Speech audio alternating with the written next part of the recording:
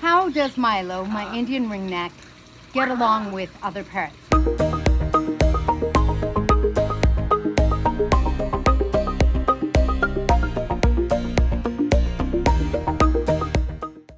Hi. Hi. I'm Kaylin, the author of The Parrot Bliss Bond. Please be sure to get your copy so that your parrots can eat my book, hopefully, or read my book, hopefully not shred it, and they can tell you all about everything that they need to have a quality life so that they can have quantities of bliss and enjoyment and love with you. In this video, I am joined by my naughty macaw who is trying to eat my technology, my Senegal. Oh, where is she? Oh, she's out of the, now you can't see her. And you can hear my Indian ringneck back there. Indian ringnecks, you know, they are so good at surviving that actually in Europe, I believe they've become illegal, or they are becoming illegal.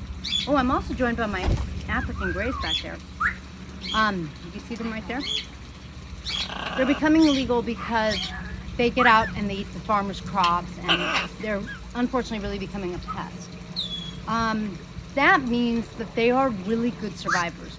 They're really good at finding food. They're really good at fending for themselves. And that's fantastic, but it means that this matriarchal citizen family or parrot family of Indian ringnecks, you know, they're not the friendliest and they're not the best at getting along with other parrots. Now, Hermione, my Senegal, on the other hand, you know, unless there are feathers whacking in her face, she's actually pretty good. I can be around even my little parrotlets and she doesn't even flinch. She doesn't try to bother them. My Hans macaw, who is with her previous owner right now, she was actually good at making friends. So she got along with other parrots. She got along with other Amazons, stuff like that. I was able to keep her or Hermione sort of in a group setting of the flock out of their cages, and I didn't have any problems. However, with Milo, my Indian ringneck, who is a beautiful bird, I wish she would come down from the palm tree so you could see her.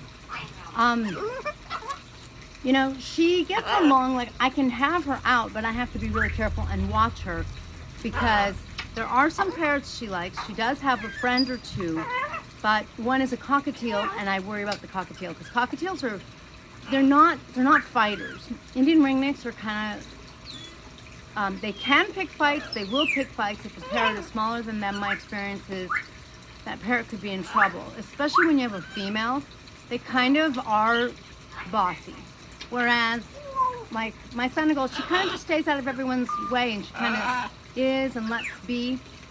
And the Indian ringneck's not like that. So if you're looking for like an addition to your flock so that your whole flock gets along, I'm very sorry to say I don't think an Indian ringneck is a good bird for that. Now, my understanding is Senegals are actually very jealous birds. They're not good at being around other birds. But I haven't had that experience with her or with Harry, who's supposed to be her mate. They don't get along with each other, and they fought with each other, but with everyone else, I don't have any problems. You hear that alarm blaring? You see, that's Adonis, and what a crack up. He's dancing around, and anyway. So I hope that helps you understand Indian ringnecks a little more. They really are independent, really resourceful, and I wouldn't say they're bullies, but you might classify them that way in the sense that they really can. I mean, it's not like she goes around getting in fights, but they are not necessarily a nice, peaceful bird with other parrots. So if you want to add a member to your flock, I don't know if that's the Thanks for joining me in this video. See you next time.